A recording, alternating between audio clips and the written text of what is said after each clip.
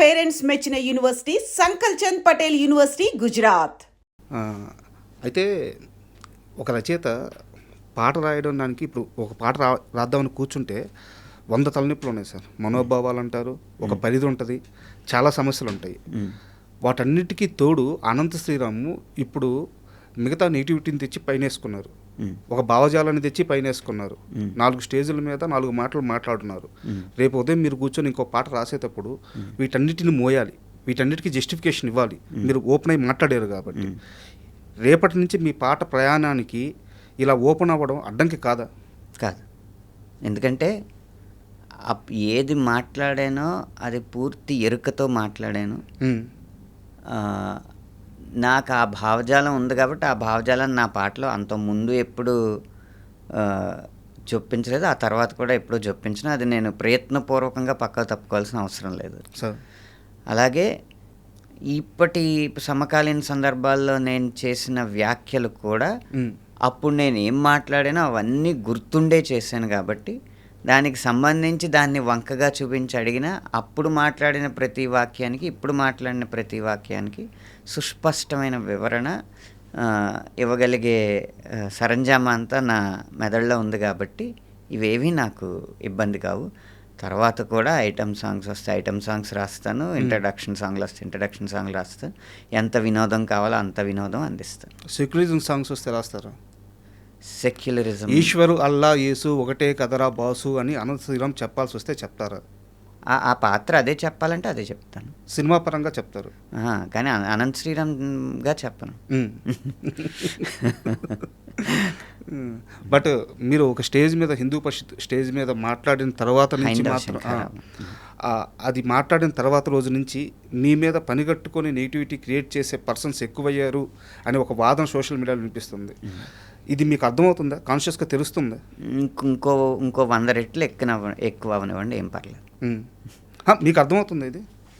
అంటే సిద్ధపడే కదండి మాట్లాడింది. అంటే ఒకటి మనం మాట్లాడే మాట యొక్క ప్రస్తుతాన్ని, గతాన్ని, భవిష్యత్తుని ఊహించకుండా మనం మాట వదలడం అంటే మనకు పరిపక్వత లేనట్టు. ప్రతి మాట యొక్క 3 కాలాల ఫలితాలని ఊహించే బయటికి మాట్లాడతాం సార్. ఇవన్నీ ఊహించే మాట్లాడాను. అయితే అదే స్టేజ్ మీద మీరు మాట్లాడేటప్పుడు కల్కి అని చెప్పి ఒక సినిమాని నేరుగా ప్రస్తావించారు. అయితే నేను ఓపెన్గా అడుగుతున్నాను, తెలుగు సినిమా పరిశ్రమలో పౌరాణికాల్లో విలన్ రోల్స్కి ఒక గ్లామర్ తీసుకొచ్చిన నటుడు సీనియర్ ఎన్టీఆర్ మాత్రమే.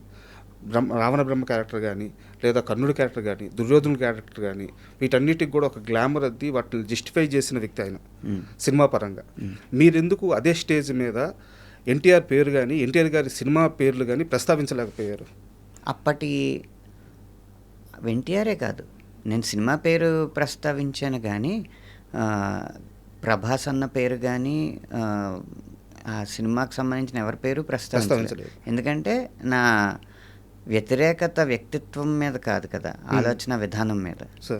అప్పటి ఆ సినిమా దర్శకులు, ఇప్పటి ఈ సినిమా నిర్మాతలు కర్ణుడి పాత్ర గురించి చేసిన ఒక్క దానవీర సర్కార్నే కాదు, కొన్ని సినిమాలు కూడా ఉన్నాయి.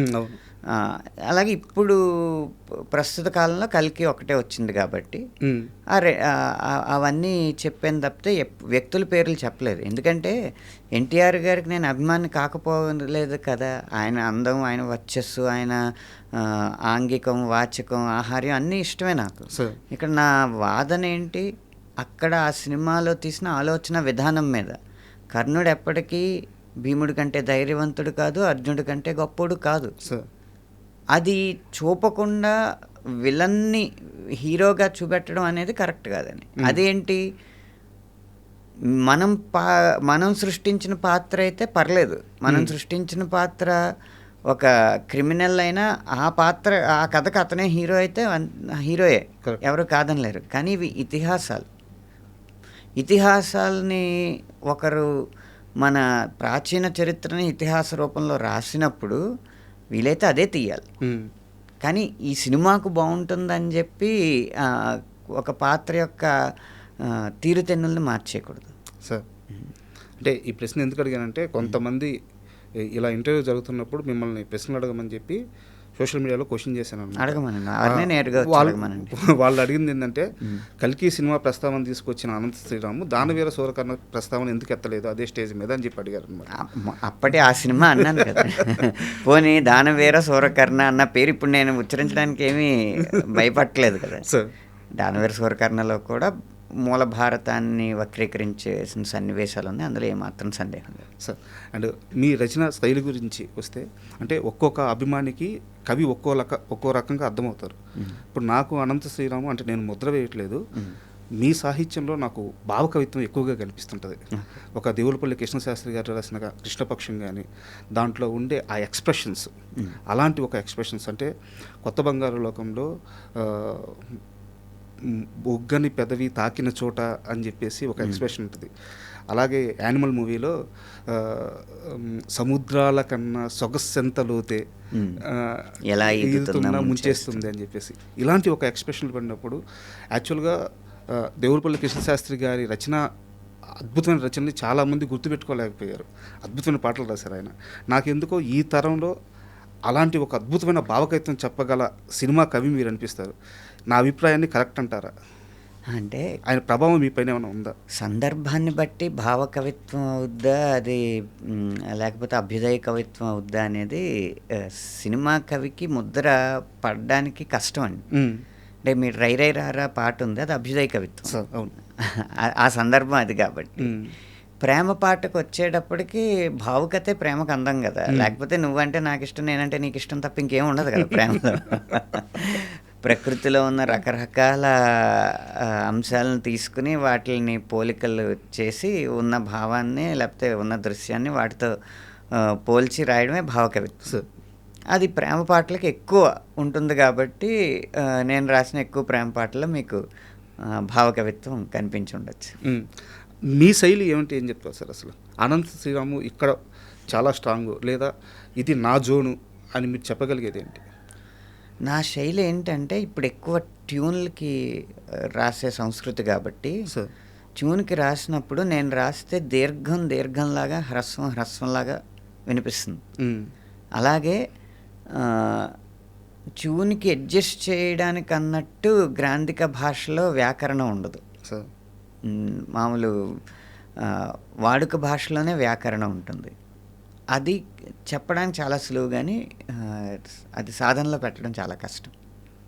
అంటే నిజంగా నేనైనా ఇలా నీ జతలో ఉన్నా అనేది మాట్లాడినట్టు ఉంటుంది, కానీ ఆ ట్యూన్కి అది తట్టడం కష్టం. అందుకే చాలామంది చేసింది అన్న లెంత్ లేక చూసే ఇలాంటివి పెడతా ఉంటారు కదా. నాకు అవి చాలా తక్కువ వస్తాయి నా పాటల్లో. అండ్ నాకు ఇంకోటి బాగా నచ్చిన అంశం ఏంటంటే 21 సంవత్సరాలు 20 సంవత్సరాలు వేసుకోండి మీ సినిమా ప్రయాణం రచయితగా. సో నెంబర్ పరంగా చూసుకుంటే ఏ సంవత్సరం కూడా ఒక 60 పాటలకి 50 నుంచి 60, 70 పాటలు ఏ సంవత్సరం కూడా మీకు నెంబర్ తగ్గలేదు, మీ స్పీడు తగ్గలేదు. అంటే వచ్చిన సక్సెస్ని అలాగే నిలబెట్టుకుంటూ కాన్స్టెంట్గా స్థిరంగా వస్తున్నారు అనమాట. ఇది ఎలా సాధ్యం అవుతుంది? నేను కెరీర్ బిగినింగ్లో ఏది విజయం అనేది ఒక ప్రశ్న వేసుకున్నాను నాకు నేను. ఏది విజయం అని ప్రశ్న వేసుకున్నప్పుడు అన్నిటికంటే పెద్ద బడ్జెట్ సినిమాలో రాయడం విజయమా, లేకపోతే మన పాటలో ఆటోల దగ్గర నుంచి సంతల్లో లౌడ్ స్పీకర్స్ వరకు మోగడం విజయమా, లేకపోతే ప్రతి ఒక్కరూ తన ప్లేలిస్ట్లో మన పాటలు పెట్టుకుని పడుకునేటప్పుడు వినడం విజయమా? ఇవన్నీ ఆలోచిస్తుంటే నాకు అనిపించింది ఏంటంటే అసలు అవేమీ విజయం కాదు, నిలకడొక్కటే విజయం అని నాకు అనిపించింది. ఎందుకు అంటే సినిమా విజయాన్ని బట్టే పాటల విజయాలు ఆధారపడి ఉంటాయి. మన హిట్ సినిమాలో ఇప్పుడు మీరు రాగానే పెద్ద సినిమా గురించి పెద్ద పాటల గురించి ఊసెత్తినందుకు పెద్ద హిట్ అయిందనే. అది మన చేతిలో లేదు. సినిమా విజయం అనేది దర్శకుడి చేతిలో ఉంది.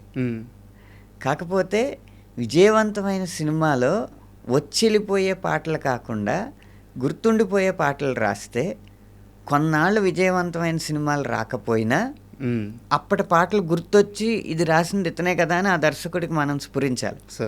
అప్పుడు మళ్ళీ పాటలు వస్తాయి. అలా అప్పుడప్పుడు విజయాలు వచ్చినప్పటికీ కూడా ఆ విజయం ఒక ముద్ర వేసే విజయంగా ఉంటే ఖచ్చితంగా మన విజయం కొనసాగుతూ ఉంటుంది అని పెట్టుకుని ప్రతి పాటకి ఒక నాణ్యత ఉండేలాగా ప్రయత్నించినది. ఐటమ్ సాంగ్ నుంచి ప్రేమ గీతం వరకు ఏదైనా ఓకే. నా తాలూకు నాణ్యత ఉండడానికి ప్రయత్నించాను. అది నిలకడ ఇచ్చింది నాకు, అది కాపాడింది.